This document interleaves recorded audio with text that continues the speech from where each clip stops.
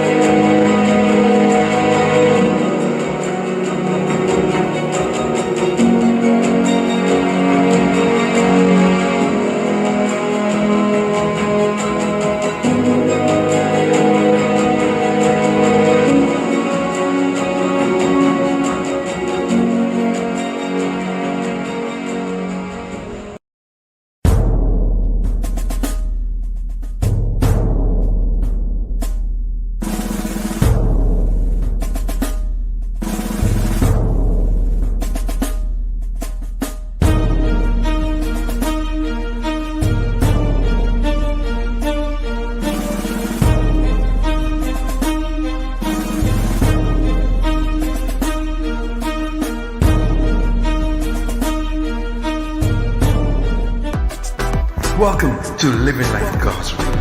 Real life, real talk, real hope, every show. Join us every Thursday at 6:30 p.m. as we discuss topics relating to life, church, family, education, and so much more. Invite a friend, tag them even, but don't you dare miss the show. Living Life God's Way every Thursday at 6:30 p.m.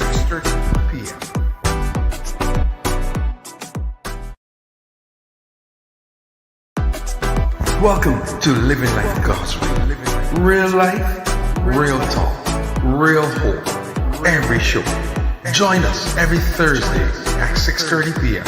as we discuss topics relating to life, church, family, education, and so much more. Invite a friend, tag them even, but don't you dare miss the show. Living Life God's Way every Thursday at 6:30 p.m.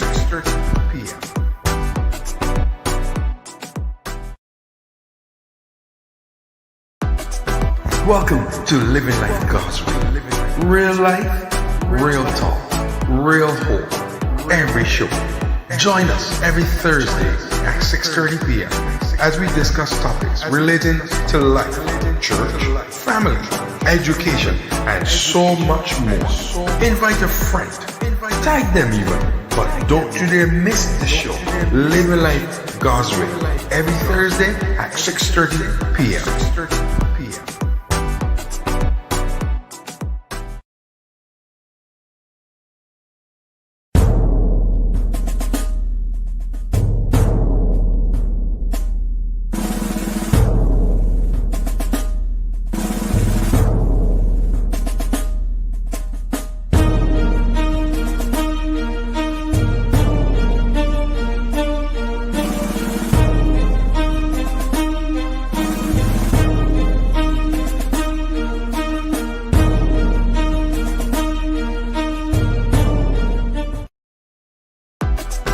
Welcome to Living Life Gospel. Real life, real talk, real hope, every show. Join us every Thursday at 6:30 p.m. as we discuss topics relating to life, church, family, education, and so much more. Invite a friend, tag them even, but don't you dare miss the show. Living Life God's Way, every Thursday at 6:30 p.m.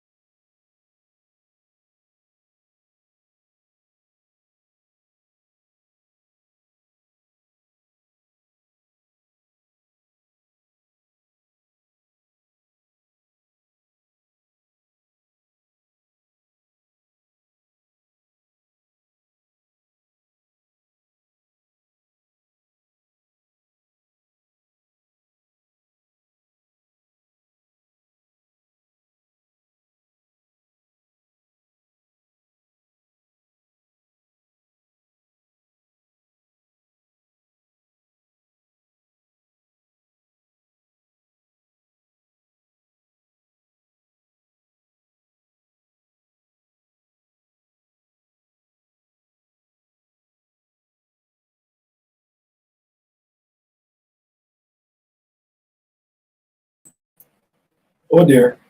Oh, you weren't hearing us. You're gonna hear us now. So right. let's start all over again. So welcome to Live Life God's Way. We were saying that we were laughing backstage. We had a reason to laugh, but we are not gonna tell you why we were laughing. We're not gonna do that. But we are celebrating independence here in Barbados. We are a republic now, and Dr. Colling was sharing with us before we realized that didn't have any audio. So I was just saying welcome. I'm looking forward to this evening's discussion. Well, it's our final welcome for the year, and we thank God for this opportunity. And I hope you all are ready for our final discussion, living a purposeful life. And we are doing this starting off with our independence colors. You know, I love colors, and then sliding into some what Christmas colors. So stay tuned. Christmas, Yeah. turkey and ham. Hey. Yeah. All right, so thank you for joining us with us. Please share the live stream. We're going to be discussing living a purposeful life. We started part 1 last week. We're going to do part 2 this week. But before we do that, because it's independence, we have to play our national anthem. So wherever you are, you can stand and salute or stand with your hands at your side as we have the national anthem of Barbados.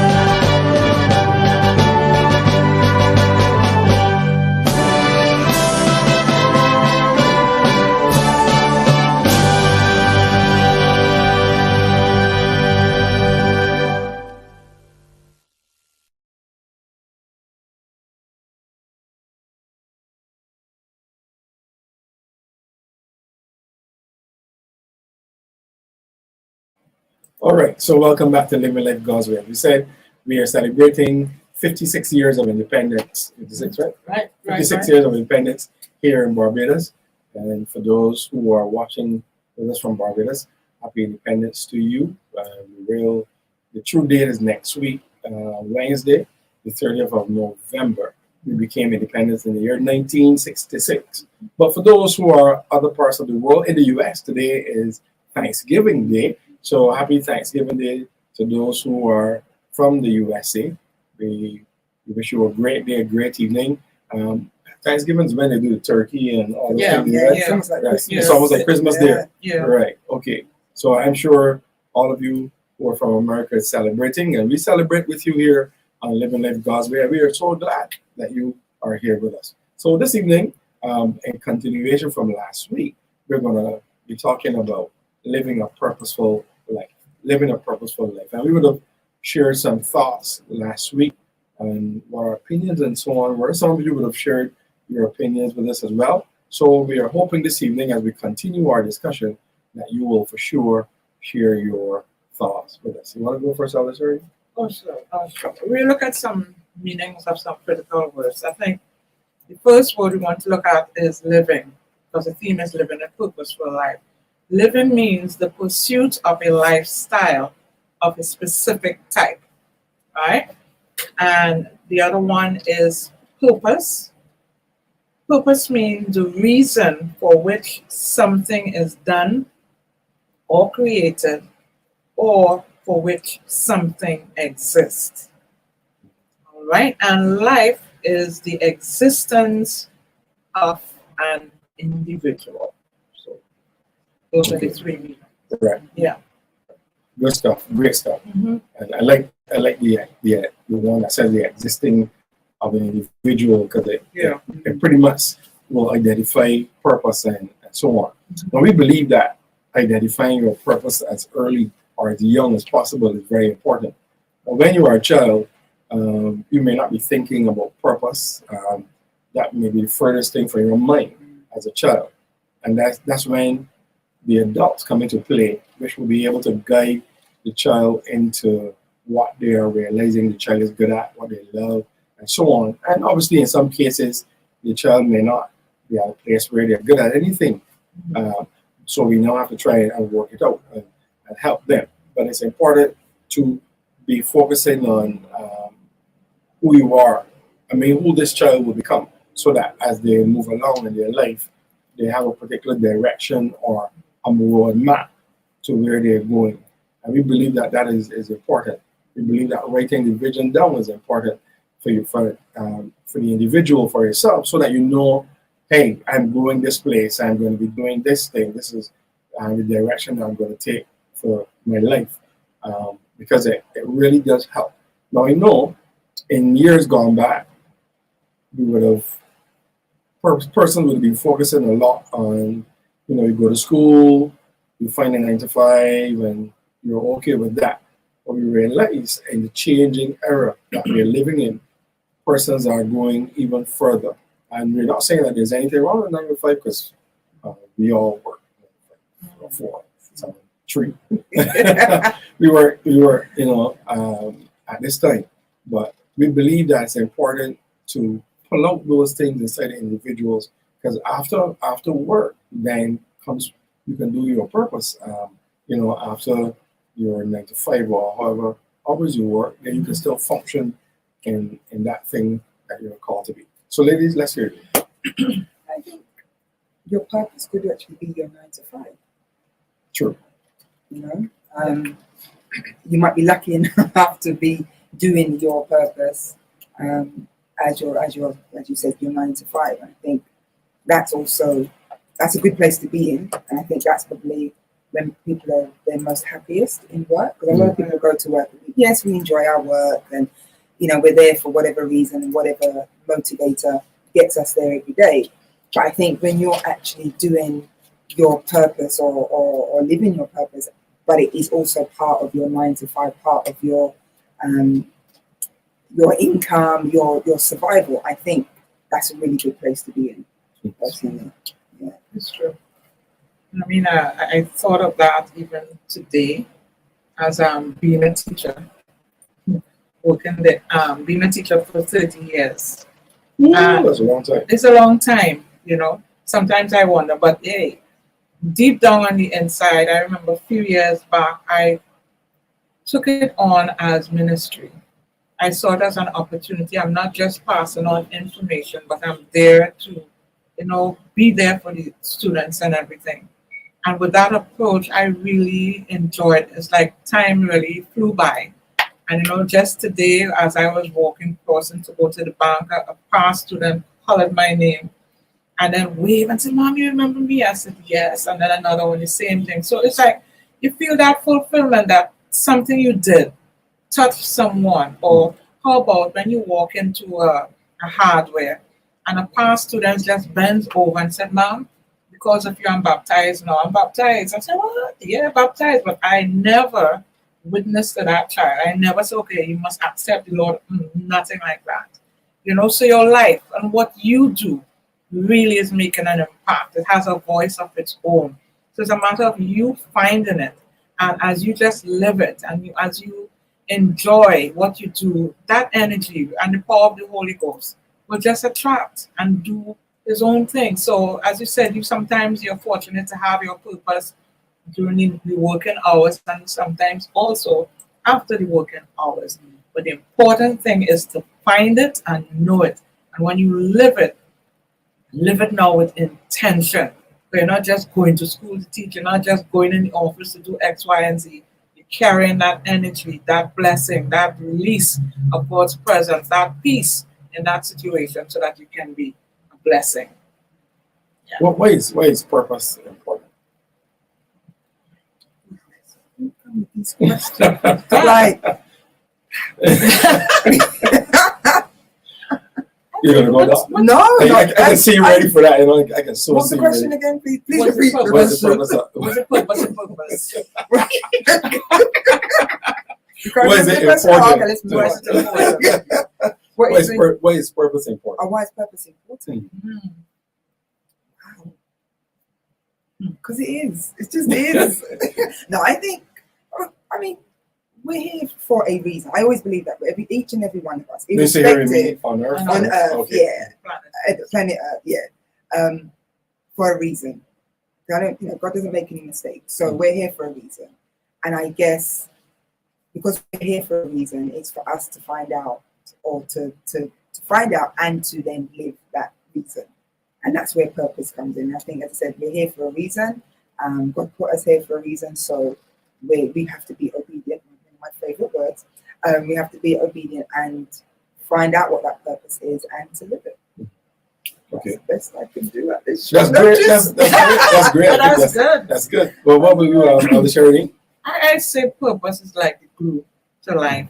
It's like it holds your reason for existence. It holds why you get up in the morning. It holds why you do things in your life. It holds why you associate with certain people. It holds what you do in your spare time, right? So if you know that God called you to be a doctor, that's off the chain. You have to go and study. You have to train. You have to be mentored by others who are doctors. You have to specialize in a particular area. You make up in your mind that you have to be working late hours. Yeah, don't mind, the check will come in too, so that might motivate you to keep going. But yeah, so all of that determines your decision. It determines the type of person you want to become. Are you going to be a miserable doctor, a nice doctor, one that someone can remember you for? Because you're a doctor, you choose now who's going to complement your life, being your partner in life. Someone who understands what you're about and who's able to support you and even help you to become even better. So all of these things is just like, you could imagine walking on earth with no gravity. You will just be bumping all about here and there. But because of the laws of gravity, it is keeping you centered, it's keeping you to the earth. So purpose is what keeps us centered and glued to what God really calls us for. I think even for people who may not be Christians or in the church, I was actually listening to a podcast today and they're talking about mental health and well-being. And this particular doctor was saying that for many people who have mental health issues, not necessarily a disorder or something, but you all have mental health issues at some point. Yeah. And they were talking Even about, though you may not want to and say that. yeah. It might be depression, stress, feeling particularly low for a considerable period of time. All of that is mental distress, of some sort, right? So we need to kind of dispel the myths around mental health as well, but that's a whole other first session. Yeah.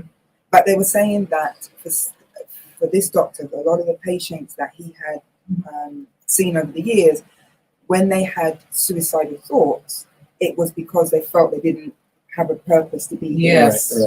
Right? That there was no one would miss them. No one would miss them. There's nothing for them to do, nothing for them to add to life, and so on. So I guess, you know, they didn't have a sense of purpose. They didn't feel the reason why they needed to be here. The world would be better off without them. You know, that was some of the comments. So I think from a mental health, medical background, not from a spiritual background, but from that perspective, I think it's important for people to have a sense of purpose or direction, just for their own kind of stability. That kind of that whole centering, gravity thing that you were just talking about, Elder. You know, but just from that perspective, I think people need to know that they're contributing in some way, or that they're needed in some way. As well. As much as we might say, "Oh, we don't need anybody. No one doesn't need me," but we know deep down as humans, that's just a fundamental pillar, of being human. So I think it's from that perspective, it's also important to have purpose. And you know, while you were speaking there, it also cue into the fact that even in church life, any organization, wherever you go, you want to have that sense of purpose. Why am I here? Because again, that is what will keep us grounded. That is what keeps us focused. So purpose in life also means purpose for your organization. Even in our relationship, why are you here?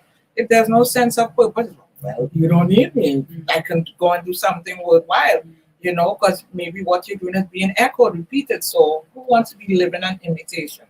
So again, purpose is so important, even in keeping us in relationship, and also in position or in a place or organization or even in the church life. So we want to find our purpose, and that is what we have to gravitate towards, helping members, helping persons identify their purpose, and also by just exposing that, naturally they will want to function in a higher level, at a higher level. Yeah, I agree as well. I don't want to not misquote him as Monroe, but if I remember the quote correctly, he said, "The greatest tragedy is a life without purpose." It's true. That's, we talk about so many other things, but if someone doesn't find their purpose, it's a great tragedy. And that's what he was saying. And I agree with him, because purpose gives you when you think of yourself and doing stuff. If you you imagine you're walking down the road and somebody asks where you're going. I don't know. I'm just walking. I'm always right. I don't know where I'm going. Maybe I don't know why I did something. Right. Or I don't know where I'm going. I'm just walking. I'm just right. That's a crazy place. Okay. Yeah. So if we approach our life like this, we never know why we are doing what we are doing. Correct. And then there is no substance to our lives. If we have something pinpoint in terms of where we are going, then even if you have a bad day, you can still remember, oh dear, I'm here for this reason. So even though I feel like giving up, let me keep going, because I have this thing in the back of my mind. And I think that purpose has to be in the back of our mind. Some people encourage the vision board, where you put up all these different things that will help, like a roadmap, and I have no issue with that at all. But I think it's important to keep it in our minds, so that if you go to work a day and you feel like the world is against me, I have not accomplished anything, and so on, that you are still mindful of the fact that today was a bad day, but you see, tomorrow I'm going to go into tomorrow hopeful. The Bible says hope deferred makes the heart sick. So if we are not in a place of hopefulness, then that's where the trouble will start. So we have to make sure that in our lives there's a roadmap and there's a destination, so that we have something to keep going. There's a reason to keep going. There's a reason. Some people use the children as their purpose. The children keep them going. I'm kind of concerned about that, to be honest, though. And then I hear stuff like, my child is my rock, and my child is my heartstring, and all of these things. I of course gotta love your children and stuff like that. My concern with that is when the child leaves and becomes an adult, and gets married and or moves overseas away from you, then what? So I but as a parent, you want to fulfill our role as parents. But I think it's important to, from early, know what you are about. Mhm. Why are you here? And I think that that's a question that you should ask yourself, you should ask the Lord, and along with persons around you who genuinely love you, ask them, what do you think if you're not clear? Because sometimes persons are in their 20s and they're still working out who they are. Sometimes we're in our 30s and 40s Yeah. and 50s and still trying to work it out. Yeah. Yeah, I've seen instances like that. So it's a serious thing. And then, when that happens, it is easy to be in a place where you want to give up, where you want to quit life, where you feel you have no reason. And it's so sad when you hear somebody, and these things happen, where somebody says, I really don't know why I'm here, or I don't know what the Lord wants to take me. What am I here for? Wow. God allowed us to be here for a reason. So I believe that finding that out early is important. We said last week that if you don't know, you can start with something as simple as helping somebody. I think, as I was thinking about the program, I was saying, if you want to be valuable in life, be helpful. Be helpful to persons. God is about people. So if we are helpful to persons, then we find true value in our life. Look at those things at the Lions Club and all those kind of organizations, the charity organizations that go around helping people. Those persons that are in those groups, they really find purpose for their lives when they go feed the poor, the hungry, and so on. These people are really excited about it. That says to me that helping persons is important or can bring value to someone's life. So everything, I don't know what I should do and so on, start with helping somebody. When I think about even businesses, Amazon and all those things, those guys' idea was, let me see how I can make life easier for somebody else. And that's what it's about. If you start a business and you say, let me see how my service can make life easy for somebody else, it will go a long way. Yeah. Versus let me make money and get rich. I realize that research has shown me that that it's important to start something that helps someone. Yeah. So if you don't know your purpose per se, then you can start by being a helping hand to someone. Let's take a short break, and then we'll come right back and discuss living a purposeful life. Please share your thoughts with us if you have any, and we want to hear what your thoughts are on this subject as we continue to discuss it this evening on Living Life God's Way. Please stay with us. We'll be right back. Welcome to Living Life God's Way. Real life, real talk, real hope. Every show. Join us every Thursday at 6:30 p.m. as we discuss topics relating to life, church, family, education, and so much more. Invite a friend, tag them even, but don't you dare miss the show. Living Life God's Way every Thursday at 6:30 p.m.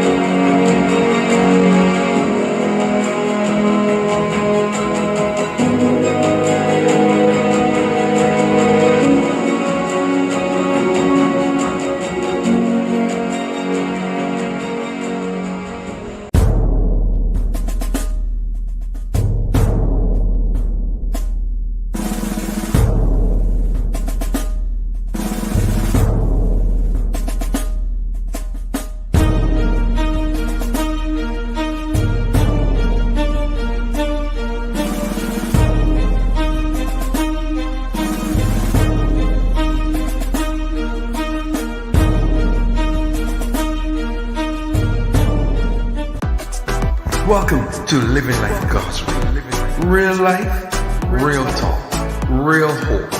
Every show. Join us every Thursday at 6:30 p.m. as we discuss topics relating to life, church, family, education, and so much more. Invite a friend. Tag them even. But don't you dare miss the show. Living Life God's Way. Every Thursday at 6:30 p.m.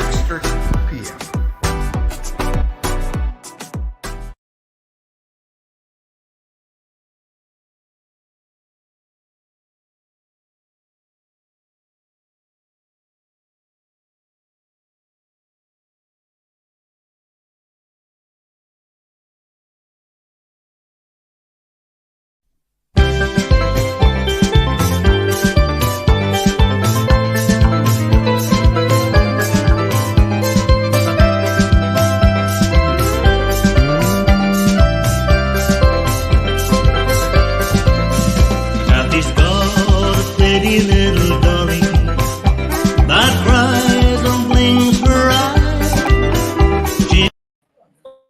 All right, we are back and Living Life God's Way. Oh, yes, we have changed our Background. yes. Background. Going back.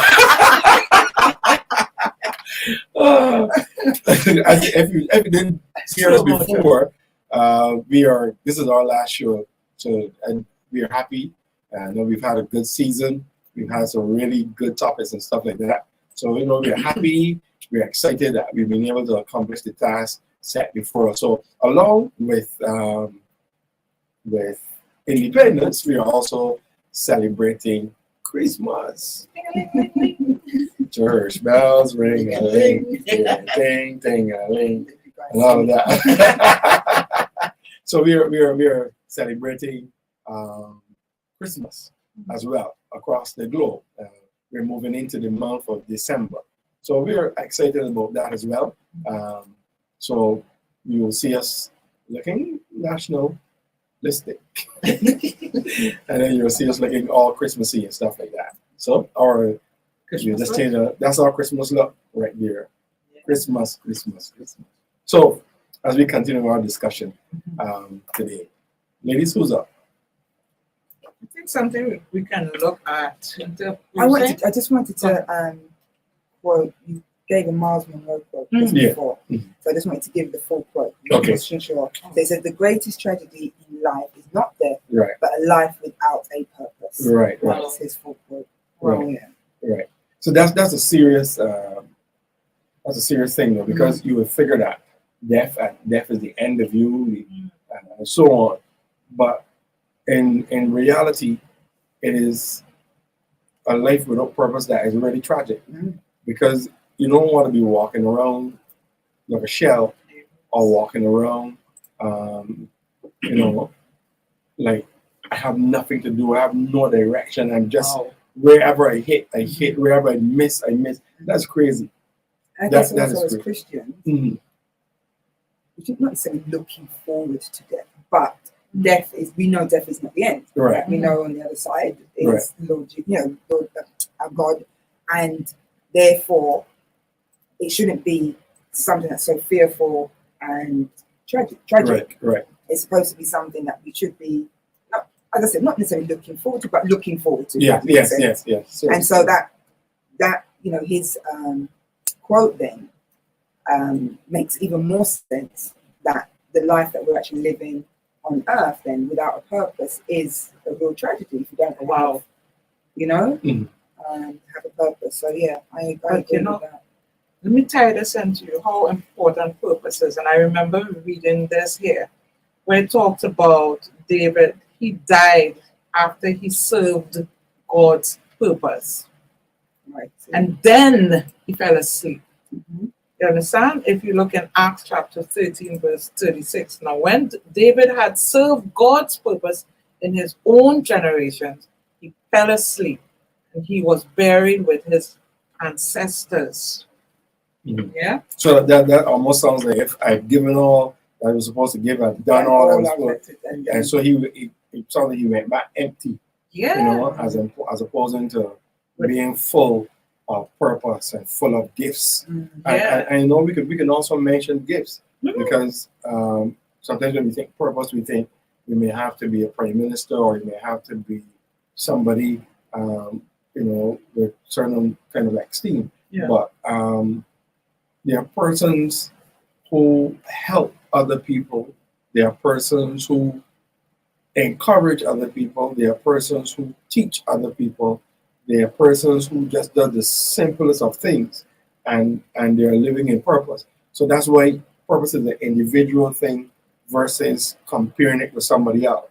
It's dangerous to compare with somebody else. You can have somebody as simple as somebody just sitting at the corner on evenings every evening at 6 o'clock, and the youth are coming over and just say, "Listen, I want you all to encourage you this evening, and I want you to be good children. I want you to be successful. Make sure you go to school and those simple things." And just half hour, and that person is living in purpose. Because if you don't know, then you will never feel that you are accomplishing it. That's why it's important to know. But it's also important not to compare yourself with others, because if you do, I really know it's good. Yeah. Because if you do, then you will find yourself in a very messed up place, if I may put it that way. Yeah. Because then you will be looking at somebody, looking at your doc, or you are an educator, you mentor, and I'm here just, and I'm looking at you like, what am I doing? I'm not doing anything. And I'm looking at you, and then I go over to Elder Charity and see what she's doing. Well, she's artist. She teaches art. Oh, she is a singer. She's a worship leader. And I'm like, what am I doing? I'm not doing anything. And I'm doing something, but because I'm comparing myself with you guys, then I feel like I'm not fulfilling purpose. Wow, absolutely. And that leads to something that's very important for us to bear in mind. While we doing research, I saw this and I thought it would be good to share it. And it gives the 4 reasons why we don't live according to God's plan or according to God's purpose. The first thing mentioned is fear. Fear is the biggest obstacle to a purpose-driven life. They said this explains why the Bible is filled with so many scriptures where God is reminding his children, do not be afraid, or as was said to Mary, fear not, right? Why is fear dangerous? Because it cripples us from going forward or from venturing. Am I good enough? I don't think I could get this thing completed. So all these fears, so then what's the sense start? And I don't even know how we'll get through if I don't have enough help. All of these stops us from venturing out, right? So, as the scripture said, the Lord, he didn't give us the spirit of fear, but of love and a sound mind. Sound mind now to rational. If you try something and you fail, you learn something what not to do. So you try again, and every time you fail, you learn what not to do until eventually you get it. Right. You have the Holy Spirit to guide you. You will get it. Then the other thing now, that is where you were peeping in my notes. I won't dwell on it. But it talks about comparison. In other words, he says, I think this is a big one. I think comparison is is on the heels of most women. That's where it happens most, comparison. So it is said.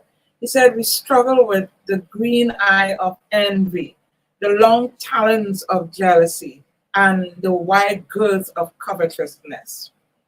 I don't have to go there. Because I'm sitting in between 2 ladies. This is true. But that's a guy sharing his thoughts. So A guy as, sharing right. his So thoughts. as females, is this? Read it again? I guess, okay. He said, I like to think comparison. I like to think of comparison as the Achilles heel of most, Achilles heels of most women. Honestly, I experienced it more or see it more between women. I think with men, when let's say in the same work environment or whatever, they're just looking to see if you're competent enough, if you can get it done. Right. Once they see you can get it done and they're comfortable, they'll jump on and they will help and they will, support. But I find in different settings, there are always the group of, as you said, women who trying to prove that you can't do it. They'll try to show you up. They'll try to deliberately do different things. And unfortunately, as I said, years of being in the church, it happens in the church as well. And that is why bring it up as well, because it's about, you don't need to compare, in the sense that God made each and every one of us with your unique fingerprints. So that means you have a particular mark to make. Even if we both love laughing, the way I laugh will be different from the way you laugh. Right. So you laugh and let us enjoy the laughter, and so do I. We do what it is God called us to do. No need for jealousy.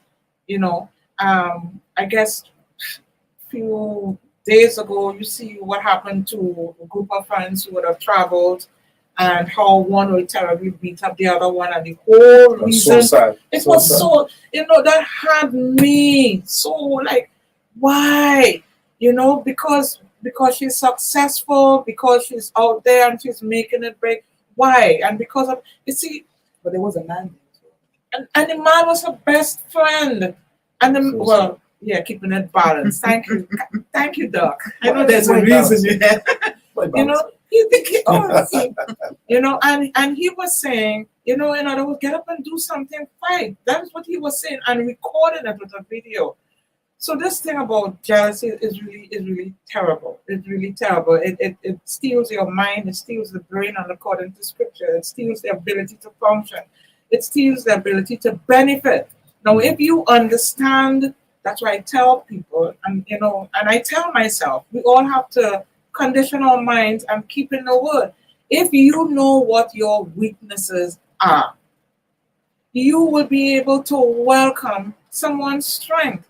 And even if their strength is similar to yours, then you're able to combine it and share it and discuss it and bring out something absolutely fantastic and unique in Christendom. You need to be, on top of things, be demonstrating the spirit of excellence in everything. And so when we work together, we get a lot done. I think also though, before you move off that subject, Yeah. in terms of ladies being competitive, I don't see competitive necessarily as a bad thing, because God has usually, not usually, all the time, inside of us are things that need tweaking. And what I found, which looks like a negative is really supposed to be a positive that needs tweaking. So it is negative because how you articulate the thing. So here's my point. So let's say ladies are majority, competitive. If I am competitive, I would want to do my best at all times. I always want to bring my A game. I would always want to bring a high level, as opposed to anytime bring anything that's mediocrity. Versus, let me look at what you are doing and compare myself. I think the error comes in comparing more so than the competitive nature. It is like businesses. The businesses are we have various fast food outlets, but they do, even though all of them do chicken, all of them do bread, all of them do something, but you can all chips, yeah, but you can always find there's something unique about one that the other doesn't have, and that one has something unique that one doesn't have, and people make the choice based on what their needs are. So my point is, if that is the case with the human race, females or male, where competitiveness is the driving factor, that's where the problem is, versus what is inside of you giving your best at all times. Because if I think that somebody can do what I do, well, how about me just looking at myself and focusing on me doing a better job, or looking at them, not comparing myself and envious of them, but using that as a form of a push for me as a person. How can I bring my A game at all times? How can I up my level at all times instead of pulling down the person? What am I bringing? Where can I improve? Because if the Bible says that God has that his people perish for a lack of knowledge. So suggesting that we don't do enough research, we don't do enough learning, we don't do enough following up, we don't do a lot of things. We just, oh, God bless me, good. That's enough, and I'm happy that God blessed me. So I feel that God has blessed me. So then I deserve something because God has blessed me. But if we look at the talents, you know, the story of the talents, God blesses us with stuff, but we have to be constantly improving and increasing them, making them better. Same thing with purpose. I've been given a purpose. Now, how do I make my purpose better? How do I cause my purpose to function better in the marketplace? Because there are others around me who does just like what I do. It's the same thing with a gospel singer. You have gospel singers who have different ranges, who can sing, who can do all these different things. But when you want certain type of music, you know to who to run to. You have certain, you run to this other person. You want a certain tone, you run to this person. But in every case, each person is bringing their A game, right? And if they are comparing themselves, they're doing it secretly. But they look to be so focused on this. Let me use Israel Houghton as an example. Israel music is completely different from what can I use? Tribute. Exactly. Yeah, his music is completely different. That's a good one. They're completely different, but yet they are functioning in purpose. So I'm saying that we have to know who you are. You have to focus on yourself, as opposing to let me clarify that when I said focus on yourself. So it don't sound like selfishness. I mean you build your gift as opposing to looking at somebody else and envious of them. Because while they are growing, you'll be stuck in one place. You realize that most of the persons who criticize other people are the one. I see some people who wash off TDJs. There are actually documentaries where people wash off TDJs. I mean, preachers, other preachers wash off TDJs. And it's terrible. When they hear them talk, you would think that this man is a demon. It's terrible. But if you look at this man's life, he will have to know for himself. But he is growing. He's known in the marketplace. He is known in business. He is known in church. He's when the politicians want counseling, they call him. Yeah. So he's influencing in the marketplace. While the other people who are criticizing him, they are there. So that is something fundamental that we have to consider. And like I said, my whole point's around it. The competitiveness is not a bad thing. It's the more of the jealousy that is the issue. Well, don't mind the scripture. I just missed it. I just had it here where the Bible cautions us in terms of the comparison. What he said though, is to provoke one another. So I guess the question here, can we be easily? It can we be provoked? He said, provoking one another and becoming more in terms of what God calls us to be. Because I still have a little thing there with the competition, especially in the church environment. And the reason why I'm very cautious with competition, in the church environment, not everyone is at the same level of spirituality, or maturity. So therefore, that is still like a little fire that can blow up if you're not careful or mindful of it. I think if you want to have a greater thing or greater results or higher quality, then whatever we're doing, we should be doing it heartily as unto the Lord. In other words, if you're giving God something, you want to make sure you're giving the best. So therefore, if I'm working on a project and I know Colleen is good at it, I say, Colleen, cool, a good one. Working on a project I'm supposed to submit. And I say, Colleen, could you just scan this document here, see how it sounds and all that thing. And I might get back the document with almost the whole page read. But then after I make my career, I'm telling you, life experience, a UV project, it came back with a lot of red. And I said, oh, geez, all like that. But I did it. And the last thing I got out of that was a grade A. I gave them the information, but she just made sure it was presented enough. You know what I mean? So therefore, you don't have to compare. It's just a matter of you having the mindset that I want to be better than I did before. So what I did, I took note of all the correction. I documented the type of corrections you made. And so the next document, I make sure I check for that. And the next one, so even the last one, I always have to just send off because of time factor. I still got to pass. So I'm saying in Christendom, we still have to be very careful. Nowhere in the Bible where there was this comparison that I see the story end well. You think about Joseph and his brothers. We see what happened. Somebody ended up getting in the pit. Joseph.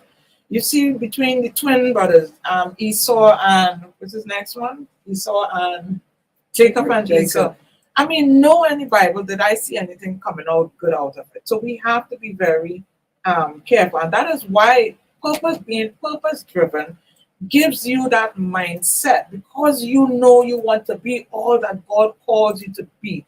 You're going to pray. You're going to be praying to God for purpose helpers. You're going to be praying so that God brings people into your life. Or you go and you do your research. Or you talk with persons.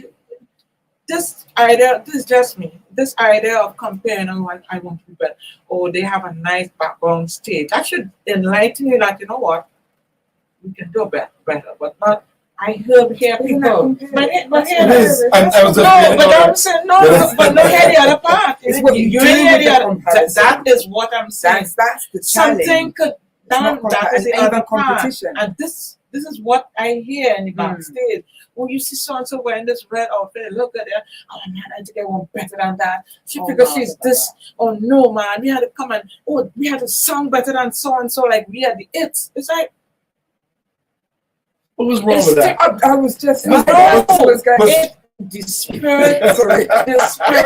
I'm And sitting there crying. I'm behaving myself. You know what we say, the intentions and that the Yes. motive. And I don't think motive.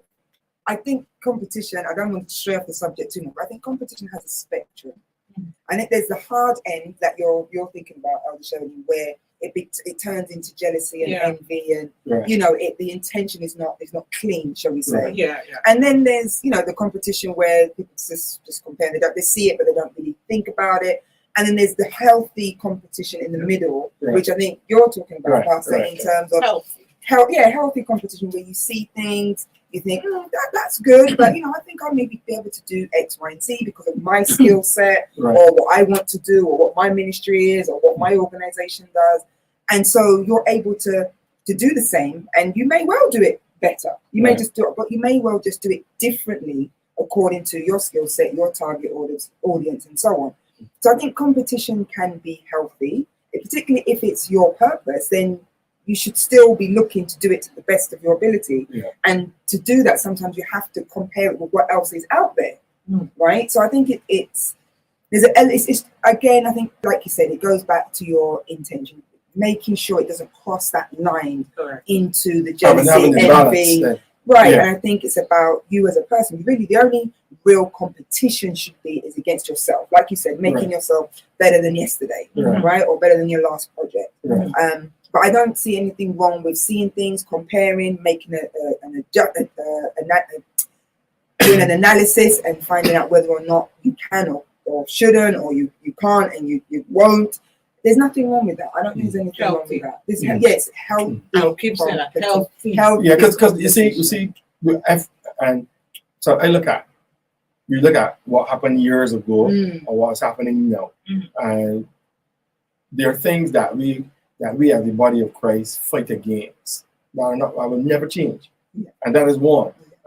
It will never change because we are dealing with God has made us this way. That's what we're saying initially, that we have to manage and tweak these things so that they're not out of place.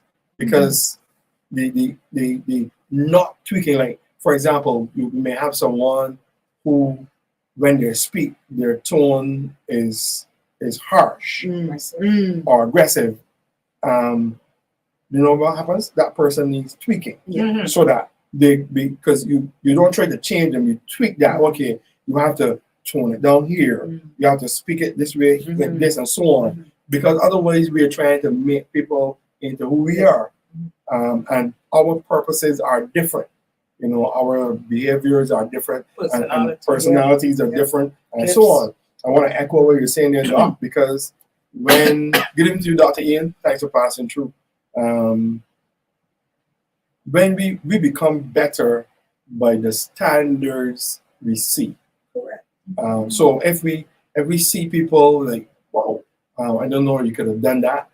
For example, I was watching, into graphics and stuff like that. So I was watching one of the shows that the wrestler that he did, and when they recorded the thing, he was behind a green screen, and he jumped off this building.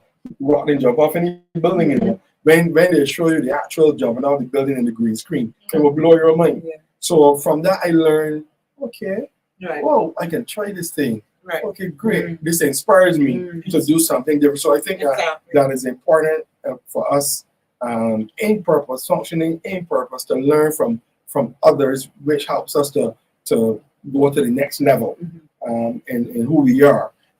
Because it's like a singer. If a singer sees, so everybody doesn't have inner motivation. No. And that's a reality. So you may not, but when you see somebody else doing it, like, whoa, well, if Doc and Elder can do that, maybe I might be able to. Let me try it. And they become my, you guys become my motivator. So I learned from you all. We have similar purpose, we function in similar purpose, but you guys are way ahead of me. So I wanna get to that stage. Right. Who do I emulate and copy you guys? So So your artwork, Sorry. you're inspirational Yeah. artist. So Yeah. if people don't look at your work or learn from you to become better, then your purpose is not being fulfilled. Exactly. But So, but in order to do that, they have to compare themselves to you. They have to see what you're giving off. right. Mm. Do you understand what I'm saying? Yeah, And that's the really- healthy. That's the that's the healthy healthy. side. And as you said, this is something that has to be managed. Mhm. So what I'm saying, even in the church environment, you have to train people or to educate people on how to manage that aspect. So because it's just like you have a lawn and the rain is falling all the time. So if you don't manage that lawn, you'll end up with a little forest in your backyard. Yeah. So yes, you're right. Because my thing is, what I have seen sometimes and so many times in Christendom is the unmanaged results. Right. And it turns you and it Yeah. puts on a red Yes. flag. Agreed. Yeah. But if it is managed, and I like the word you use, inspired, you understand? If I look at the way you might pronounce your word or the way you might do something, this inspired me, man. I can step up the way I pronounce my word in English. Step up the way I use my word in English so that people there's clearer communication. That's fantastic. Right. And another thing too, if you're taking it wrong, if you're comparing yourself, you will be easily intimidated by another person. Because you see someone seemingly better than you, you already see them as competition. Why? If So you this is bad management you're talking about. Bad Yes. managing everything. yeah, you're not Oh. managing your emotion. You're not managing how you respond to someone better. So if you, let's say, you can preach a certain way, and I feel like, well, I can't preach, and so on. So anytime I see you, I looking down because I feel I ain't good enough and I cannot preach. But if I come to you and I say, "Oh, Pastor, how do you go about preaching? How do you prepare yourself for message?" I'm learning. He's Yeah. inspiring me. It's confidence. Well, That's Yeah. another situation. Yeah, that's another situation.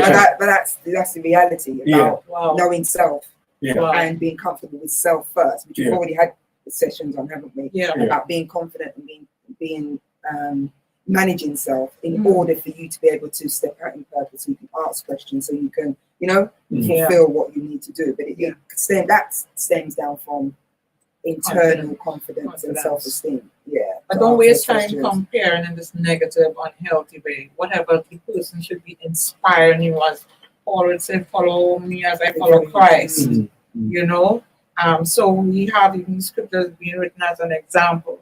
The other point quickly that was mentioned is procrastination. Well, I'm going to start doing this thing tomorrow. I'm going to start practicing to sing. I'm going to do my vocal exercise. I'm going to start tomorrow. Procrastinating in purpose. Yes. Yeah. On that- purpose. On I like that one. On purpose. Yeah. Yeah. Yeah, and that's a good one. Don't move off it there, Doc. That's a good one. Elder. Don't move off it. Why I'm saying that is because you and again we're gonna border on the side of comparison here because If you procrastinate and others are at a better in a better More place than advanced. you, Mhm. you can't be upset because they are putting in the time, they are putting in and putting in the work, they are investing in their purpose, they're investing in themselves to become better. Correct. You know, so that's why when I hear people talking about teachers, it upsets me because I hear people, you know, and I'm like, have you ever gone into a classroom and sit down with children for a whole day? So you have never fulfilling this purpose. So you have to be careful when you are comparing and say the teacher shouldn't do this or the teacher shouldn't do that or Shouldn't get other, you know, some whatever other obligation. function, doctors or pastors or whoever. You know, people like to do that. But the point I'm making about the procrastinating is when people are elevating, don't be vexed if they're putting in the time and you're not. You know, sometimes we see people do that and they're highly critical people are the ones who are the biggest procrastinators. I find that they're the ones who pull on everybody else, has all the negativity to say. Everything in the world is negative. The preachers are negative. The teachers are negative. The doctors are negative. The leaders are negative. Everything, you don't hear anything coming up their mouth. And when you look at their life, they are procrastinators. Yeah, same But they're talking spot. about themselves. You see, that's the Right. challenge. Yeah. When you see someone doing that, they're actually talking about themselves Hmm. because they don't really know what those other people do. You don't see them putting in the time. Exactly. Yeah. You don't see them doing the study. You don't see. They just see the results. Yes. Right. Yeah. So you can't really be talking about those people. Yeah. You've got to be talking about yourself. Yeah, don't- don't You've got to go be there. talking about yourself because you don't see what goes in. And again, I think I mentioned it last week Mm. that when persons are working in their purpose or fulfilling their purpose, they make it Yes. look really Easy. easy. Yes. Even though when Even it's though there's difficult. war Yeah. behind the Yeah. closed doors, Yeah. right? Yeah. But you make it look easy because you're doing what you're supposed to be Yeah, doing. So yeah. people only see that result at the end.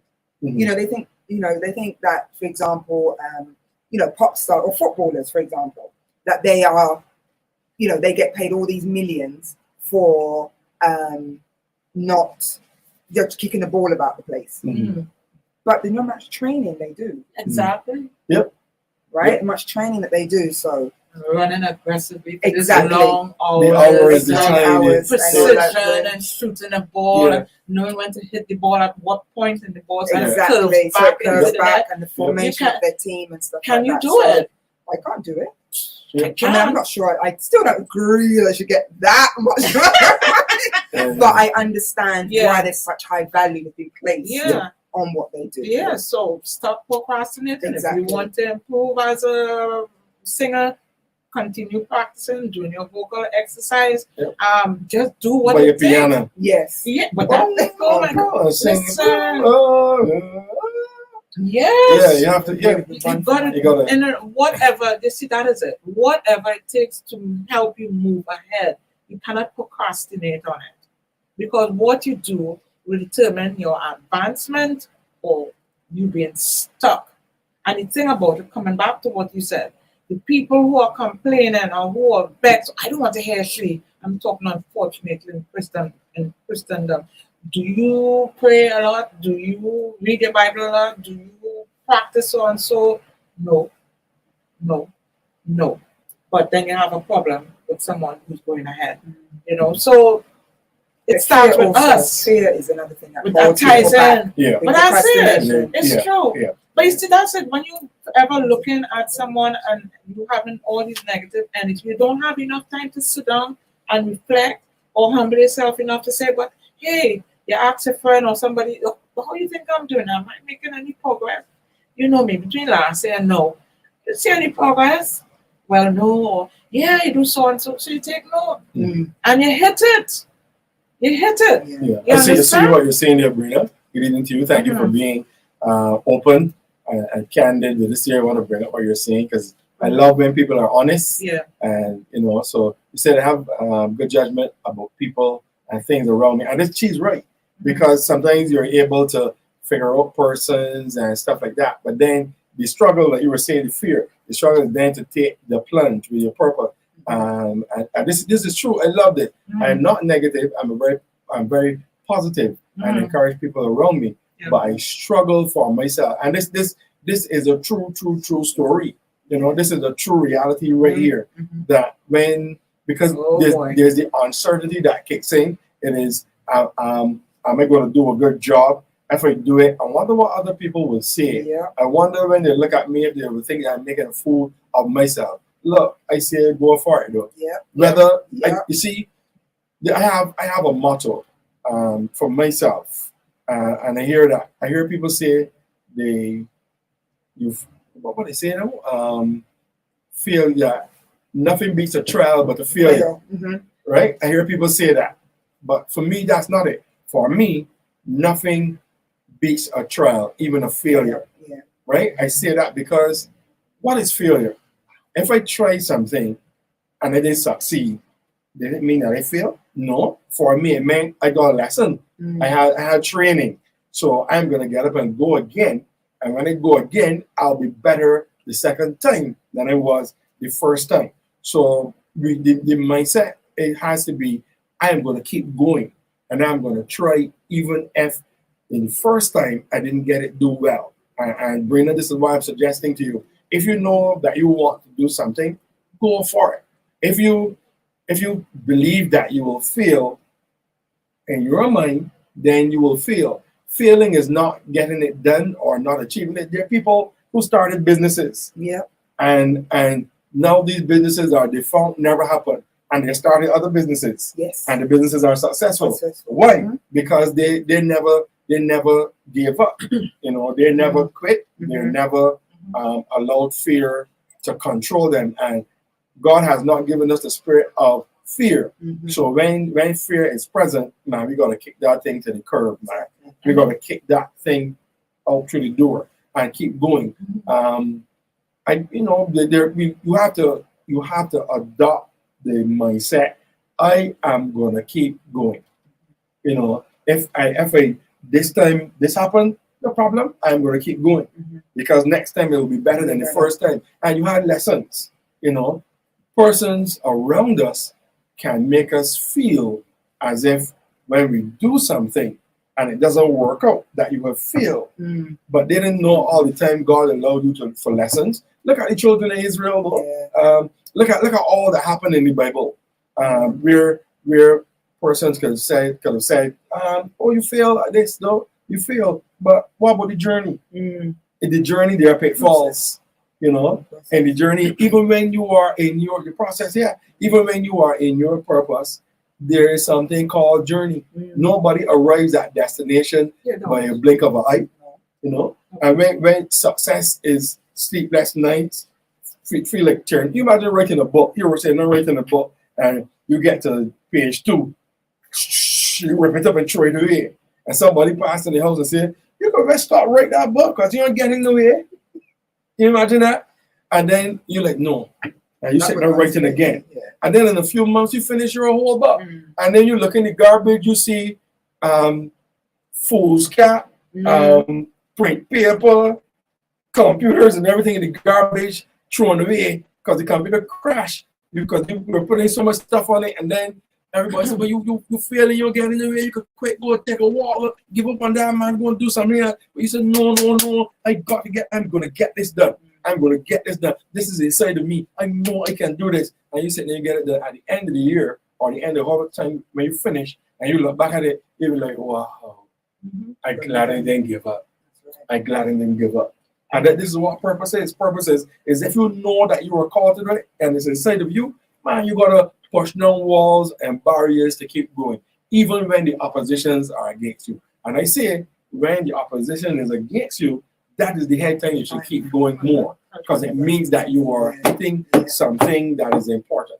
You know. If I could add quickly too, and another biblical approach to that, even the matter of handling fear and anything that will hinder you from living your purpose. I want you to go back even to in the Bible.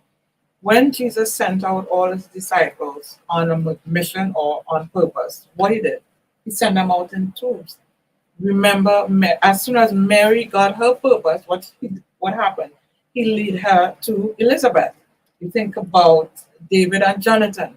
You think about Ruth and Naomi. You think about Joshua and Caleb. In other words, there was always somebody somewhere that he could work with. In other words, pray for your purpose partner. There's a special term they call it. I can't remember it right now. But God brings people into our lives that helps us to hurdle these fear barriers. Work together, or you pray about it together. And I can tell you from personal, of course, you all know we would have written the book, Great Women in the Bible. We work together on that. There's certain things I was fearful about, some things she will tell you, but when that book came out, no one, nobody won. You know, we just did it. Teamwork made the dream work. So what I'm saying, you pray and ask God to bring destiny helpers in your life. People will help you stay on track. People will say like, wait, you're supposed to be doing this and so on. So I thought you tell me you're going to get this completed. What happened? In other words, you have someone who's accountable too, you know, who can drop in, oh, I saw this on the internet. Here's a link. Check it out. This might help you out, you know. So we can't do it on our own. But again, once you know what your purpose is, you will be able to determine who can come along on that journey, or who can inspire you, or who can encourage you. And it's interesting. Most people who were doing things for the first time, they were very nervous. They couldn't get a start. Sometimes when you listen to their story and how they started, man, I can do this. Let's go for it. And you include God in this equation. It's doable. Almost said doable, but it's doable. You know, what? Great, the English You see her? Give it that for me. I would do No, it. but you see, as I said, it's a saying that whatever you need, it's a considered done. Yes, So I was comparing those I two. know what you mean. Considered done. You understand? But I understand what you're saying, Yeah. Charlie, right? But here I have a slightly different position than you. Yes. The reason is, if you are full of purpose, you must be willing to do it by yourself if nobody comes along. Yeah. So if you are carrying purpose inside of you, and until other people come, you have to be willing to do it yourself. You have to so believe in what you are doing that it is worth doing it by yourself. If those disciples didn't come along next to Jesus, Jesus would travel the world by himself and do what he had to do. How Because he effective? saw how effective. How effective? I don't know, So then but why he he did it? believed in what he was doing, that he taught them what he believed. And that's what I'm saying. You're what's inside of you, God gave to you. So you have to make a decision. I am going to do this, because the day because when you're full of vision, when you're full of a purpose, people will come alongside you. Today, they will go with you. Tomorrow, they might be tired. And all respect to them, they might want to lay down longer, but you don't get that privilege to lay down longer, because you're full of the purpose. You gotta get up and keep going. You gotta keep the lighthouse burning. Then it's like, I don't feel like going to work today, but I know I have a responsibility. You have to have a responsibility for your purpose. That's what's inside of you. You have the responsibility to equip yourself.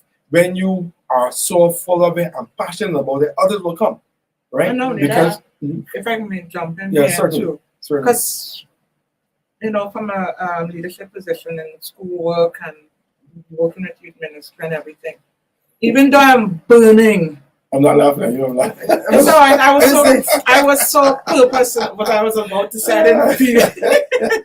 But I'm saying, even though I'm so driven by this, oh Lord, y'all have It's not too much. pause for this moment Sorry. of laughter. No, it's like I'm so curious.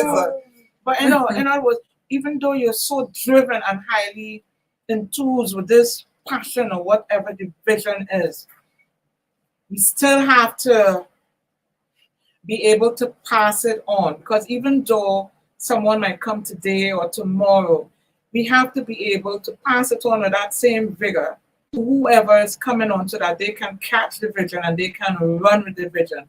And it's the same thing with Moses, because just as Moses' father-in-law said, in other words, if you try to do all of these things, you are going to burn out. But he said you need to delegate. And just like different parts of the Bible, delegate according to their calling, according to their spirituality, again, according to their maturity, X, Y, and Z. So yeah, I understand the passion and you carrying on, but I'm sorry, most of the points Jesus started off, he came on this earth, he said, I must be about my Father's business. But then when it came to the actual execution, he went for persons. So there's always, yes, it starts with you, but if you want to get it done, you need persons.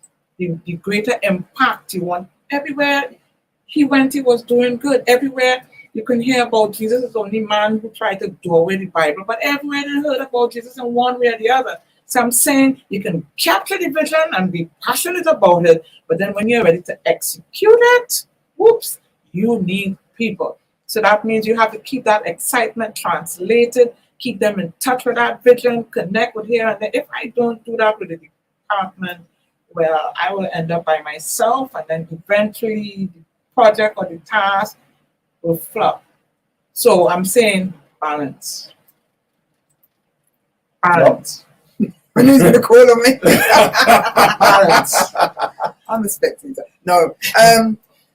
Yeah, I kind of see both points. I think, like Elder Sheridan said, in the Bible, for example, everybody had somebody or someone to assist them in what they were doing. I think when we talk about our purpose, your purpose is kind of like here, this big bubble is your purpose, whether it be ministry, music, whatever.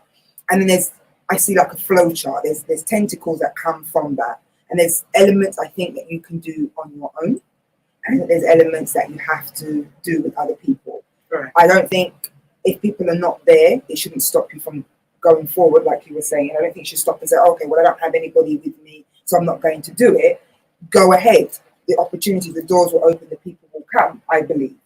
I think also that, like you were saying, Jesus came, he was going to do about his Father's business, but he then still had people with him. But then when it came to the end of the crucifixion, he did die alone. So it's a case of, yes, it's you as an individual. You have to take your purpose and you have to run with it. And there's elements of your purpose that you can do by yourself. But I also agree that there are times when you need other people to assist. My grandmother always used to say to me, God always sends a Daniel. I never understood what she said until I, came into obviously to Christianity, when I started, running my own projects and business and becoming a leader and stuff like that, that you do need people, whether it's network, whether it's a confidant, whether it's a mentor, whether it's just people that you're managing, you need them to be on your team and fulfilling the project. So I see what you're saying, but in terms of your purpose, don't sit down and wait for people. Do what you have to do, but know that you will have to encompass others in order to execute, I think, to the fullest potential. Yeah, the greatest impact. Yeah. But even when Jesus was leaving, don't forget, some of them weren't there, but then he asked John to take care of his mom. mother. Yeah. He was going, but he needed someone to still take care of other things which related to him, his mom. So, and the Bible talk about two, in other words, if one is weak, the other one can strengthen. If one is this, the other, So, No, I'm not disputing what you're all saying. For sure, we need each other. But I'm saying the foundation of anything takes the visionary to be in a place where you go the extra mile. Yeah. If not, Which you have to do. Which you have to do. Yeah. I know So that. if you are in purpose, if you are functioning, if you are starting anything, you are the bedrock first of the thing, and you must be in a place where you are determined to do. You're the person who will get your hands dirty. You can't be thinking, "Oh, I can't do this. Somebody else will do it." You have to be able to do those things. Then the addition comes, because sometimes people don't come alongside to understand your purpose or understand what you are doing. Exactly. Sometimes people will sit down from a distance and lap your foot and look and see if you know what you're getting yourself into. They'll sit down and look and see, this person's serious. I wonder how long they will last. They can do it for 2 weeks or a year, and if they can, and then when the person sees that you are serious and committed, then people start flocking and then start coming. So what? Look at I see look those at people. You see I ain't that? too I sure don't about want to what know. but look at I don't want to in my boat. but listen, let's use TD Jakes for example. When TD Jakes started, he didn't have many people in his church. His floor, he almost fall into it. He was preaching to his hadn't got William McDowell says he was preaching to his family alone. After a while, people realized that he was serious and he was maturing as a pastor, and people started to do like this. And no, yeah, as no, congregation, but in terms of his Yeah, team, was his exactly. team with him from But he day didn't have- one? No. Right. So people waited. See, Yes. but, Yeah. but that's the reality. Even if you are saying that persons will only come along, because not everybody is going to be your inner. right. Remember, same thing with Jesus. Okay. Jesus Yeah. had Yeah. an inner. Yeah. Right. Yeah, So yeah, so when you are full of purpose, sometimes people will come along when you realize a number of things. Are you serious? Are you going to keep going? You're going to quit halfway? You want to see your tolerability for hard times. All this Okay. people are sitting down and they're paying attention to. So you have to be that person who's willing to put in the groundwork. Yeah. And then they'll realize, okay, good, all right, now we can come along. Not that they have anything bad against you or ill intentions. Okay. It's just that they need to, Right. they just need to see Yeah, 'cause that you're you are trying to serious. evidence Yeah, that you're yeah, committed. That they makes sense. just need to see that. So that's what I'm saying. As when you're full of purpose, like you have to be careful of just putting in, like you said earlier, half of half work. Half work, yeah. What you said? What word you use?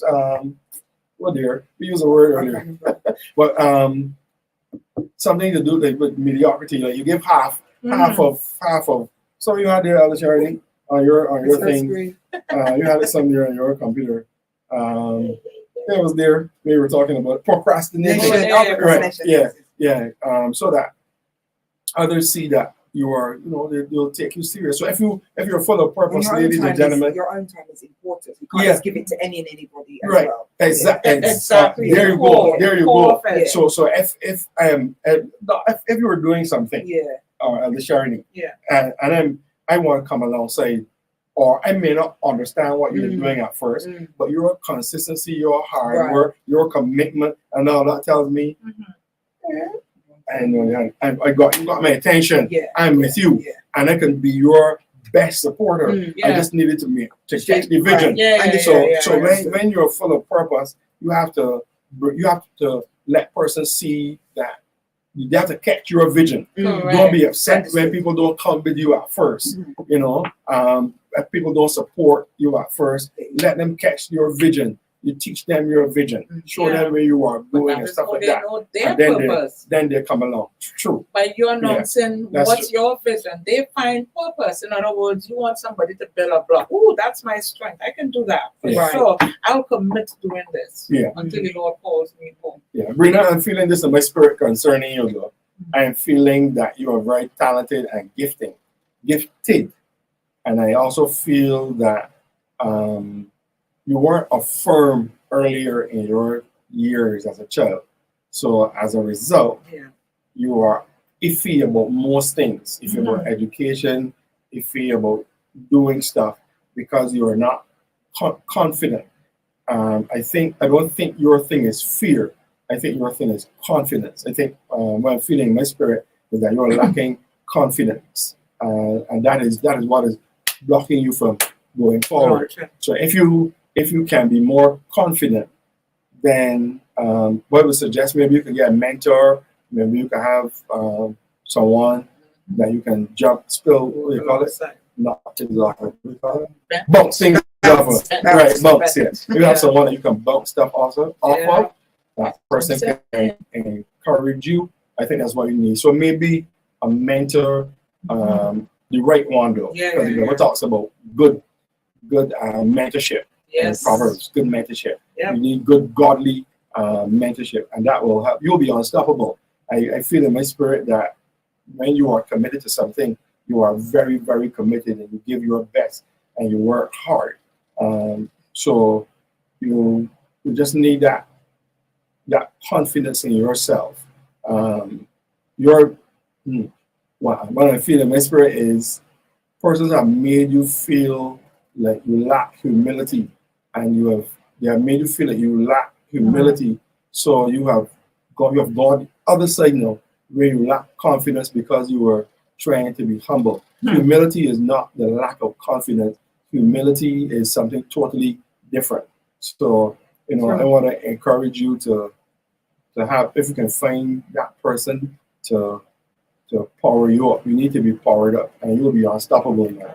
I see you like Hercules, pushing barriers and so on.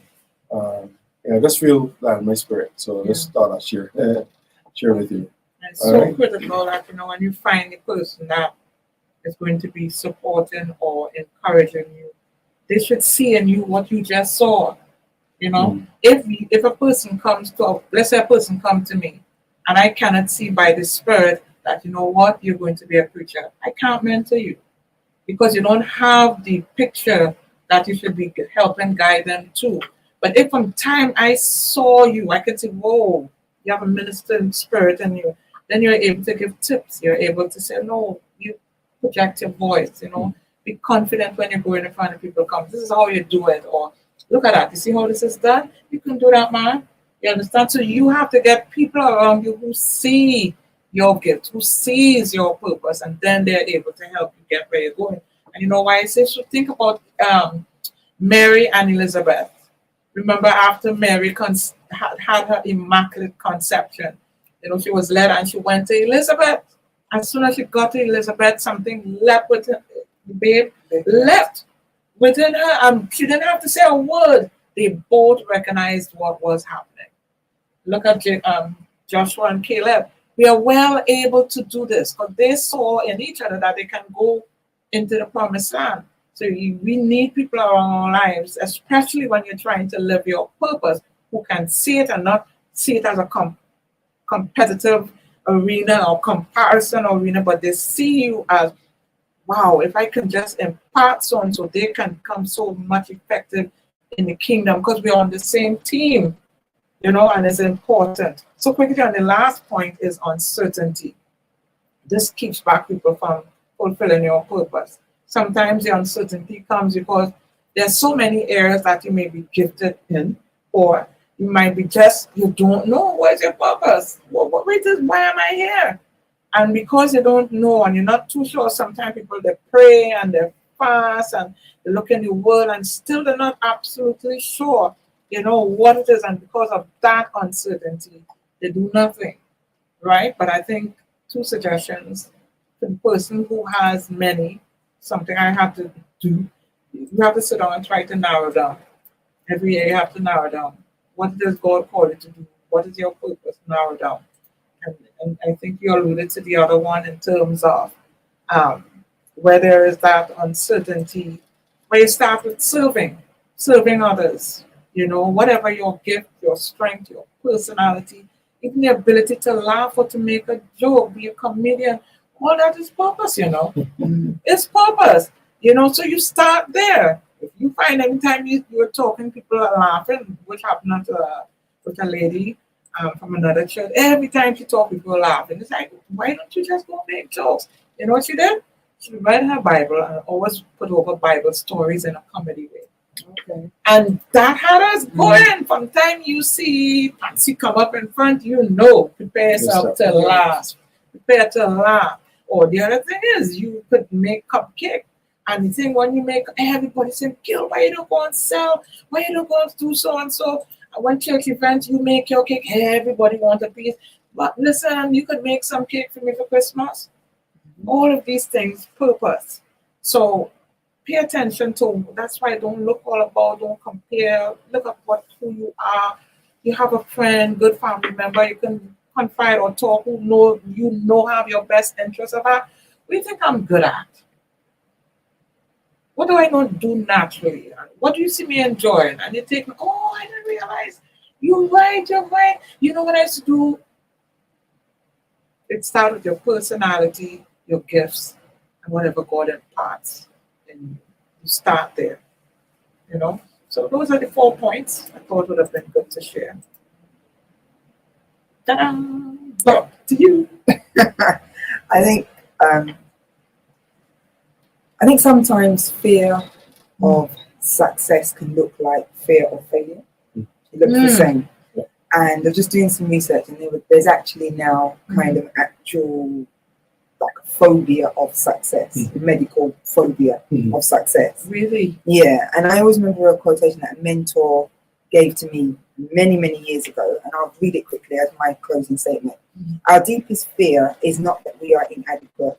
Our deepest fear is that we are powerful beyond measure. Oh, yes. It is our light, not our darkness, that most frightens us. Wow. And I think That's that true. That's deep. I didn't know about the Oh my medical. God. I didn't know about the medical side, but that's Yeah, a quotation that's deep. that was always given to me. Wow. And then Part obviously three. years later, hearing now that there's an actual fear of That's success deep. phobia, That's it kind of just sinks it together. It's true.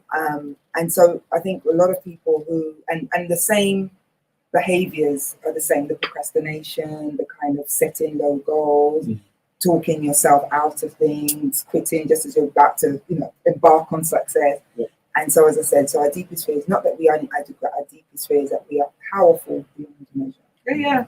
That's Profound. I must say that is profound. And true. I know, because see, sometimes we're saying, oh, somebody can't lead, or somebody kind of quiet, or they can't do so and so. It's not that they can't do it, but they know that because of, I guess, their personality, or because of maybe things that they would like to see done.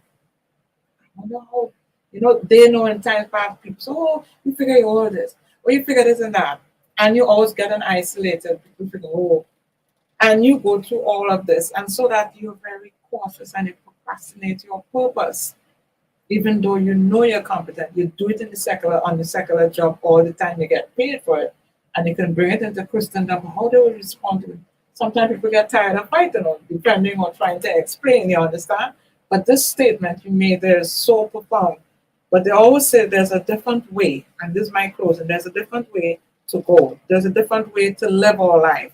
And it is to live the life according to the word. The word of God should be the foundation of our Christian life. While the Holy Spirit gives us the power to actualize it, to make it happen, we must have the word of God as our foundation. Everything he has done, everything Christ has done is always according to purpose. Even when negative things happen, what he said, all things work together for good, according to those who love him. Everything was according to purpose. So therefore, if you can identify the words of God that ties in with your purpose, let that be your foundation. Anything that is built on God's word, his will, you're going to succeed. It's only a matter of time. It's only a matter of when. What will happen?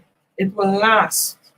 So let's do things different. Maybe we tried it before, but we didn't tie it into purpose. We didn't tie it into what the word of God said.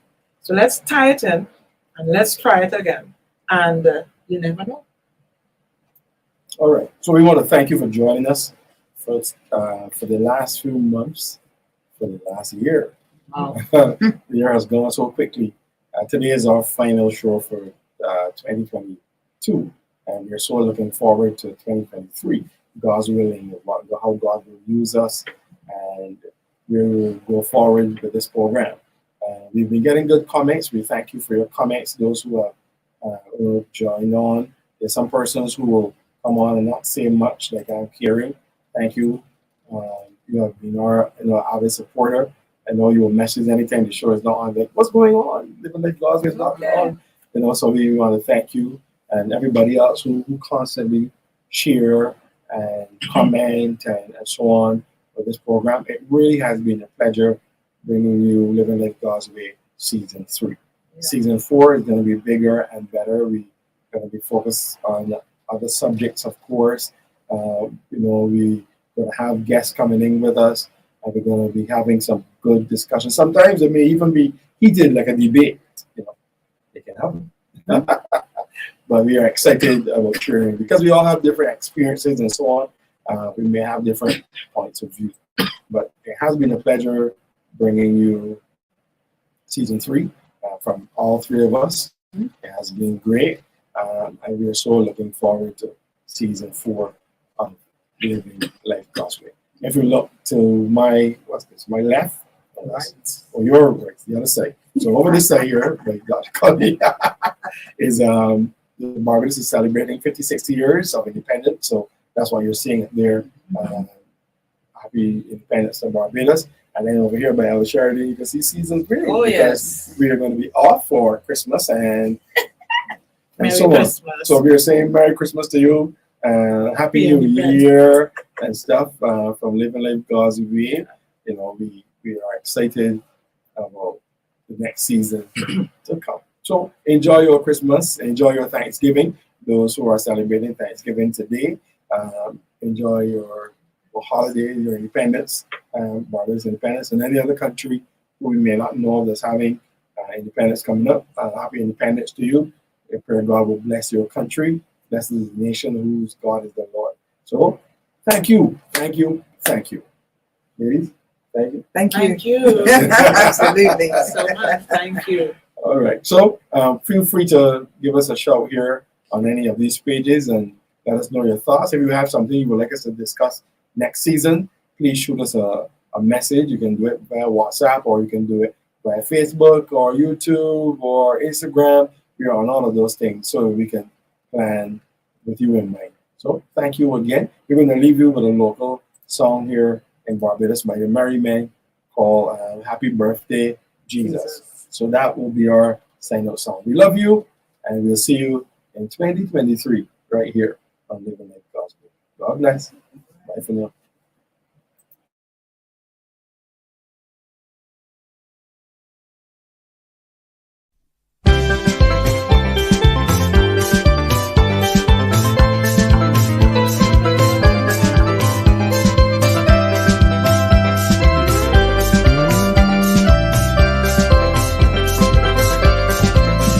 Kathy's got a pretty little dolly that cries and blinks her eyes. Jimmy got a new brand automatic plane that really flies. We were told that it's Christmas, so Mama stayed all night long. She was sitting in the kitchen making up a present. It was this song. Church bells ring-a-ling, angels sing-a-ling. Happy birthday, Jesus. Snowflakes ding-a-ling, sleigh bells jing-a-ling. Happy birthday, Jesus.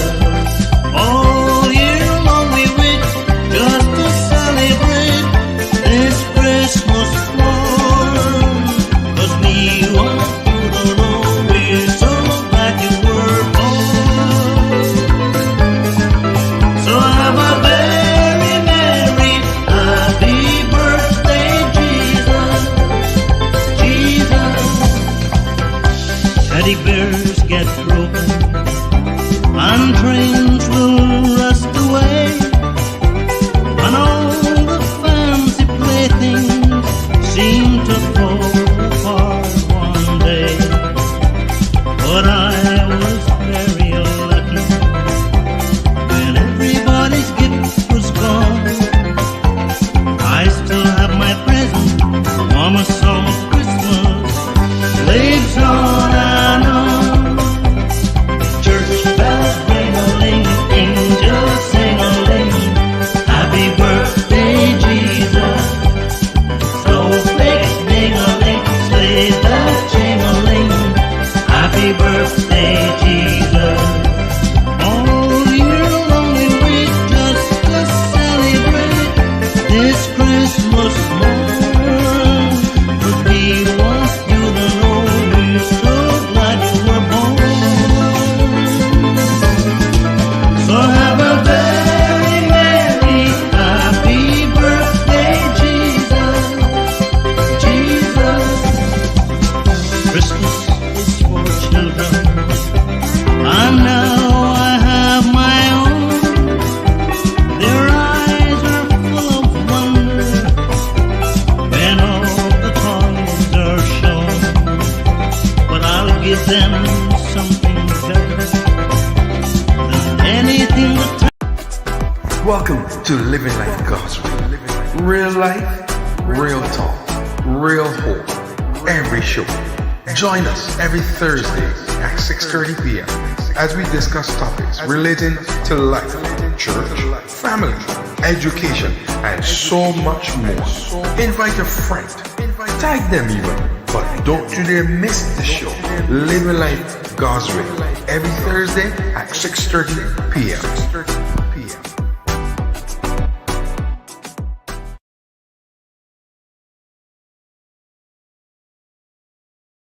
Impacting